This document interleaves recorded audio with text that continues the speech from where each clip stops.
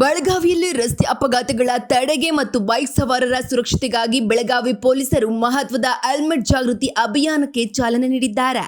ನಗರದ ಚನ್ನಮಾರುತದಲ್ಲಿ ಐಜಿಪಿ ಸಂದೀಪ್ ಪಾಟೀಲ್ ನೇತೃತ್ವದಲ್ಲಿ ಆರಂಭವಾದ ಈ 7 ದಿನಗಳ ವಿಶೇಷ ಅಭಿಯಾನದ ಮೂಲಕ ಸವಾರರಿಗೆ ಹೆಲ್ಮೆಟ್ ಧರಿಸುವುದರಿಂದಾಗುವ ಪ್ರಯೋಜನಗಳ ಬಗ್ಗೆ ಮಾಹಿತಿ ನೀಡಲಾಗುತ್ತಿದೆ.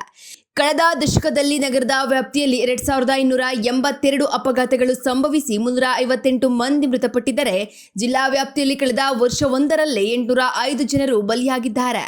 ಅಷ್ಟೇ ಅಲ್ಲದೆ ಈ ವರ್ಷ ಜೂನ್ 8ರವರೆಗೆ 1017 ಅಪಘಾತಗಳಲ್ಲಿ 367 ಮಂದಿ ಪ್ರಾಣ ಕಳೆದುಕೊಂಡಿರುವುದು ನಿಜಕ್ಕೂ ಆತಂಕಕಾರಿ ವಿಷಯವಾಗಿದೆ.